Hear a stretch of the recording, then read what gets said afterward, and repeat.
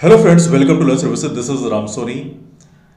MPPSC 2019 और 2021 में high court का एक नया फैसला है। कुछ न्यूज़पेपर ने इसको दिखाया भी है, मैं आपको दिखाऊंगा।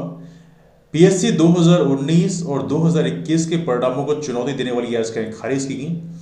आरक्षित वर्ग के मेरिटोरियस उम्मीदवारों को अनारक्षित वर्ग में नहीं होगा चयन, ये बेसिकली हाई कोर्ट ने एक व्यवस्था की है। अभी जानेंगे इसमें क्या क्या इशूज है। बहुत बड़ा कॉम्प्लिकेशन इस चीज की शुरुआत हो सकती है। जानेंगे बेसिकली हर एक मुद्दे को जानेंगे। वीडियो को अंत तक देखिएगा जिससे एटलीस्ट मेरे सारे एस्पेक्ट को आप समझ पाएं कि मैं बेसिकली क्या बोलना चाहता हूं। तो अपने ओपिनियन देने के पहले प्रयास करें कि आप सारा वीडियो देख लें, उसके बाद अपने ओपिनियन दें तो ज्यादा बेहतर होगा, है ना। अब यहां पर देखा जाए तो ये यदि सिस्टम आता है तो सबसे बड़ा नुकसान हमारे देश में यदि किसी कम्युनिटी को होगा वो है ओबीसी को। यदि सिस्टम ला दिया जाए, ये प्रकार से रोस्टर प्रणाली का ही सिस्टम एक प्रकार से हाई कोर्ट ने उस तरह की वर्डिक्ट देने की बात की है, तो ये एक रोस्टर प्रणाली को ही वापस इंप्लीमेंट करने की बात करता है, जो कि ओबीसी कम्युनिटी के लिए बहुत बड़ा नुकसान होगा। देखेंगे बेसिकली हर एक मुद्दे को। Let's start with this one. तो पहले देख लेते हैं इसमें लिखा क्या है। इसमें लिखा गया है मध्य प्रदेश हाई कोर्ट ने एक महत्वपूर्ण मामले में व्यवस्था दी है। इसको जूम करता हूं तो विजुअल्स आ जाएंगे आपको। व्यवस्था दी है कि आरक्षित वर्ग के मेरिटोरियस उम्मीदवारों का प्रत्येक चरण में अनारक्षित वर्ग में चयन नहीं होगा। प्रत्येक चरण में मतलब प्रीलिम्स से आप बाहर कर दोगे, मेंस से बाहर कर दोगे, फिर अंडरव्यूम दोगे, है ना। इतनी बड़ी पॉपुलेशन ओबीसी की है जिसको आप प्रत्येक चरण में बाहर कर दे। अब देखिए, अभी हम डिस्कस कर रहे हैं, हाई कोर्ट ने स्पष्ट किया कि अंतिम चरण के समय मेरिट के आधार पर आरक्षित वर्ग के अभ्यर्थियों का चयन हो सकता है। कोर्ट ने कहा कि आरक्षण अधिनियम 1994 की धारा 4(4) एवं परीक्षा नियम 2015 का प्रवर्तन परीक्षा के अंतिम चयन सूची बनाते समय लागू किया जाएगा। इस मत के साथ जस्टिस सीएल नागू और जस्टिस वीरेंद्र सिंह की खंडपीठ ने पीएससी परीक्षा 2019 और 2021 के परीक्षा परिणामों को चुनौती देने वाली 3 याचिकाएं निरस्त कर दी। इनका कहना यह है कि फाइनल चरण में आप दे सकते हो। यदि आप स्टार्टिंग में आप लोगों को बाहर कर दोगे, बल्क में लोगों को, तो फाइनल में क्या फाइट करेंगे। और फाइनल में तो हम लोगों ने ऑलरेडी 11 कॉलेज के रिजल्ट में देखा है कि ओबीसी कैंडिडेट्स को इंटरव्यू में नंबर ही नहीं मिले हैं। जब आप नंबर ही नहीं दोगे तो ऑलरेडी वो बाहर हो जाएंगे। फर्दर लिखते हैं, न्यायालय ने अपने फैसले में कहा कि अनारक्षित 50% सीटों पर आरक्षित वर्ग के उम्मीदवार का चयन नहीं हो सकता। देखिए, बहुत बड़ी लाइन है। अनारक्षित 50% सीटों पर आरक्षित वर्ग के उम्मीदवार का चयन नहीं हो सकता। यदि ऐसा वाकई है, यदि पेपर में लिखा है तो इट्स फाइन। अगर ये रियल फैसला है तो समझिए हाई कोर्ट का जजमेंट ये बिल्कुल, इसको मैं नहीं मानता। This is not the right judgment. और यहां पर इसके खिलाफ में सुप्रीम कोर्ट में प्रॉपर तरीके से अपील होनी ही चाहिए। State government must go into supreme court and they have to ask about that thing. एवरली बड़ी जजमेंट प्रॉपर तरीके से बैठना चाहिए, बिकॉज इस चीज को मैं बिलीव नहीं करता। आप ये बोलो कि आरक्षित 50% सीटों पर आरक्षित वर्ग के उम्मीदवार का चयन नहीं हो सकता है, बिल्कुल गलत लाइन है। कोर्ट ने कहा कि शासन व पीएससी के 2 भागों में परिणाम घोषित किए हैं। हाई कोर्ट ने स्पष्ट किया कि जब तक ओबीसी आरक्षण के मुद्दे पर अंतिम फैसला नहीं आता तब तक कुछ उम्मीदवारों को चयन को इंतजार करना होगा। देखिए, हाई कोर्ट का फैसला आपके ही हाथ में है सर। आपको फैसला अभी तक दे देना चाहिए, आपने फैसला नहीं दिया तो कहीं ना कहीं यहां पर आपने भी थोड़ा डिले किया है। गौरतलब है कि पीएससी ने 2019 और 2021 के परिणाम 10 अक्टूबर 2022 और 20 अक्टूबर 2022 को घोषित किए हैं। आरक्षित वर्ग के उम्मीदवारों ने इस परिणाम को चुनौती देते हुए हाईकोर्ट में याचिका दायर की है। पहली बात तो यह है कि पीएससी की सबसे बड़ी गलती है कि जब भी वो प्रीलिम्स रिजल्ट जारी करते हैं तो वहां पर ये कभी नहीं बताते हैं कि अनरिजर्व कैटेगरी में ओबीसी कितने कैंडिडेट का सिलेक्शन हुआ। राइट नाउ उन्हें लिस्ट जारी करना चाहिए अब से, कि उन्हें ये जारी करना चाहिए कि अनरिजर्व कैटेगरी में ओबीसी कितने कैंडिडेट्स का हुआ, एससी कितने कैंडिडेट्स का हुआ, एसटी कितने कैंडिडेट्स हुआ। एटलीस्ट से पता चल पाया कि हाँ, आपका जो व्यवस्था है वो सही है। कई बार पीएससी इन चीजों को प्रॉपर छुपा ले जाती है और जो सही चीजें हैं वो लोगों को पता नहीं चल पाता। अभी हम डिस्कस करेंगे इसके और भी प्रॉस कॉन्स क्या हैं, पहले इसको देख लेते हैं क्या लिखा है। गौरतलब है ये चीजें हमने डिस्कस कर लिया। हाईकोर्ट ने पूर्व में दूसरी बेंच द्वारा पारित आदेश को भी अनुचित करार दिया।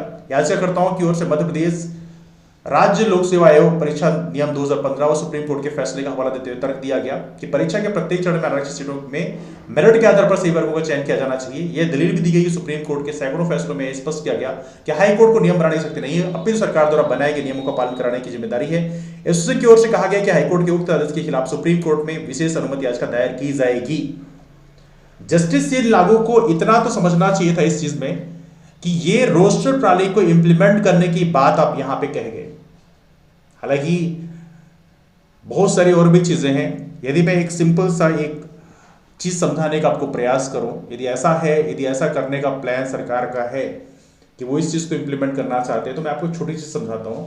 हमारे मध्य प्रदेश में ओबीसी की आबादी की बात करें, मध्य प्रदेश सरकार ने हाई कोर्ट में जो डेटा रखा है उसमें बोला कि 51% मध्य प्रदेश में ओबीसी की आबादी है।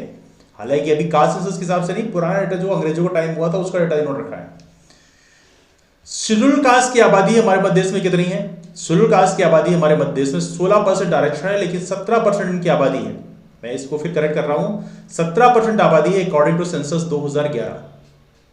एसटी की आबादी मध्य प्रदेश में लगभग 21% है। इन सबको आप जोड़िए, होता है 89%, 89% हमारे मध्य प्रदेश में एससी एसटी ओबीसी की आबादी है। बचता है 11%। आपने इस 11% के लिए 10% आरक्षण ईडब्ल्यूएस की व्यवस्था कर दी, 10% आरक्षण ईडब्ल्यूएस की व्यवस्था कर दी, वाह। और जब रिजर्वेशन देने की बात आई ओबीसी के 51% आबादी को, तो आपने इसको मात्र 14% आरक्षण दिया।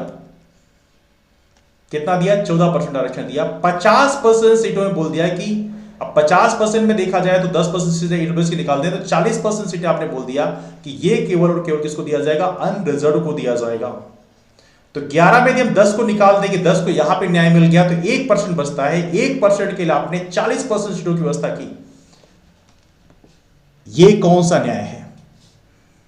मैं जुडिशरी की लैंग्वेजेस समझने समझाने की बात नहीं करता। सिंपल सा कैलकुलेशन है कि जिस जाति की आबादी, जिस समाज की आबादी 51% है देश में, उसको 14% सीटें दोगे, वो भी अनरिजर्व में, उसको फाइट नहीं होने दोगे।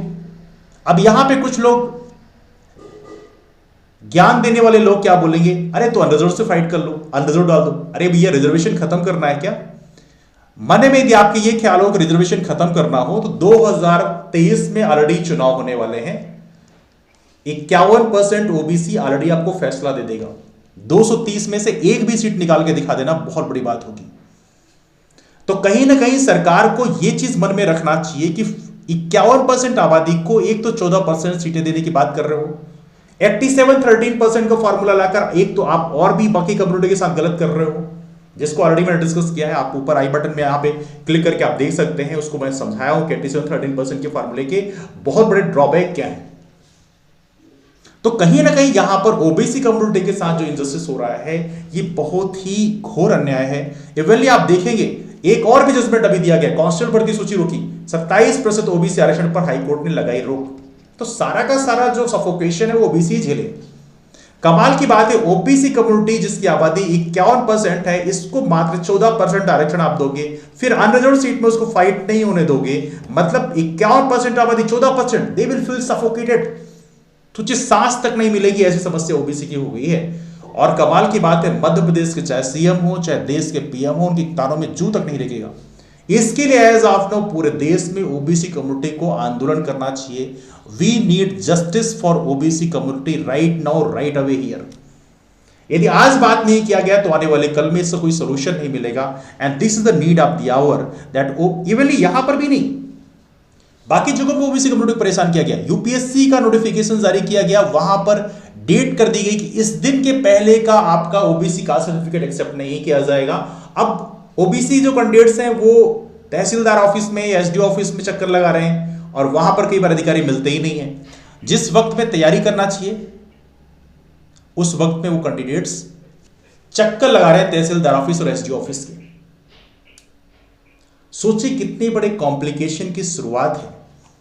तो यहां पर देखा जाए तो इस वीडियो को अपने सभी दोस्तों को जरूर शेयर करेगा, एटलीस्ट पता चल पाए कि इस समय ओबीसी कम्युनिटी के साथ क्या चल रहा है। A big complication is going on right now. और यदि ये फैसला जस्टिस सील लागू और जस्टिस वीरेंद्र सिंह की खंडपीठ ने दिया है तो इस फैसले को रिवाइज होना होगा। They have to change the judgment. पहली बात तो ये कि सिंपल सी बात है, आप तो रोस्टर प्रणाली लागू करने की बात कर रहे हो। अब आप ये नहीं बोल सकते नहीं जुडिशरी में ऐसे ही चलता है।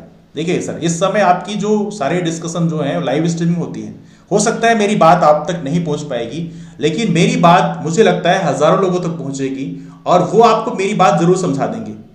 तो कहने का मेरा मतलब यह है कि इस समय ये बदलाव की आवश्यकता है। ओबीसी कम्युनिटी के साथ जो इनजस्टिस हो रहा है उसको डिस्कस करने की आवश्यकता है। आप खुद भी इस चीज को समझने का प्रयास करें और बाकी लोगों को भी समझाने का प्रयास करें। यहां पर रिजर्वेशन को यदि खत्म करने की तैयारी है, यदि ये प्लानिंग है कि ओबीसी का जो कैंडिडेट है वो अनरिजर्व से फाइट करे, अनरिजर्व कैटेगरी फिल करे, तब तो फिर आप एक इस प्लान में हो कि रिजर्वेशन को आप खत्म करने की तैयारी में हो, आप इस चीज के बारे में बता दो, तो एटलीस्ट हमारा जो ओबीसी कम्युनिटी है वो इस चीज के लिए तैयार रहे कि 2023 में चुनाव है, फिर 2024 में चुनाव है, तो अपना फैसला आपको दिखा देगा। तो कहीं ना कहीं यहां पे सरकारों को भी, जुडिशरी को भी इस चीज को विशेष ध्यान देना चाहिए कि इस कम्युनिटी के साथ में, इतनी बड़ी कम्युनिटी के साथ में गलत नहीं होना चाहिए। आपको याद होगा कौरवों और पांडवों की जब लड़ाई हुई थी, तो पांडवों को कौरवों ने हक नहीं दिया था, तो फिर बेसिकली उनके साथ ऐसी कंडीशन हो गई, कौरवों को फिर कुछ नहीं मिला। वो चीज वापस से रिपीट हो रही है, and that need to be changed. Anyway, आपके ओपिनियन में क्या है कमेंट करके जरूर बताएं। यदि आपके ओपिनियन पॉजिटिव है, नेगेटिव है, जैसे भी ओपिनियन है आप जरूर दें। प्रयास करें थोड़ी मर्यादित भाषाओं का इस्तेमाल करें, बिकॉज अमर्यादित भाषाएं जो है हम उसको पसंद बिल्कुल नहीं करते हैं। आप मर्यादित भाषाओं का इस्तेमाल करें, जेन वर्ड्स का इस्तेमाल करें। इसके अलावा हमारा टेलीग्राम ग्रुप रामसोनी एमबीपीएससी जरूर ज्वाइन करें, वहां पर उसकी लिंक आपको डिटेल से मिल जाएगी। वहां पर हमारे सभी क्लासेस की इंफॉर्मेशन मिलती है, आप उसके माध्यम से भी हमसे जुड़ सकते हैं। डिस्कशन को फिलहाल यहीं से वाइंड अप करते हैं, लेकिन अपनी ओपिनियन जरूर शेयर करें, दोस्तों को वीडियो जरूर शेयर करें। इसके अलावा यदि वीडियो पसंद आया तो लाइक करें, और चैनल को सब्सक्राइब तक नहीं किया then do subscribe the channel. मुलाकात करते हैं फिर, तब तक के bye bye, take care, have a wonderful day, keep empowered and take care.